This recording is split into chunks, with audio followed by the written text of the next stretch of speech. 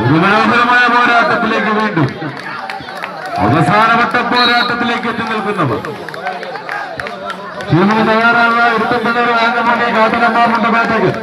ടീമിന് തയ്യാറാവും റൺസ്. ഒരു തവണ പരാജയപ്പെട്ടവരുടെ പോരാട്ടം. മത്സരം പരാജയപ്പെട്ടാൽ കളിക്കളത്തിലെ 24ാം സ്ഥാനവുമായി കളിക്കളത്തിന് പുറത്തേക്ക്.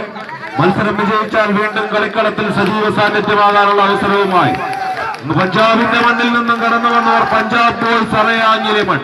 പഞ്ചാബ് എന്ന് പറയുന്നത് പത്തനംതിട്ട ജില്ലയുടെ കിഴക്കൻ മേഖലയിലുള്ള പ്രദേശമാണെന്ന് ആർക്കെങ്കിലും അറിയില്ലെങ്കിൽ ഇപ്പോൾ ഓർത്തുകൊള്ളുക. പഞ്ചാബുണ്ട്, പത്തനംതിട്ട ജില്ലയുടെ കിഴക്കൻ മേഖലയിൽ ഒരു പഞ്ചാബുണ്ട്. അവിടുന്ന് കടന്നു വന്നവരാണ് പഞ്ചാബ് ബോയ്സ്.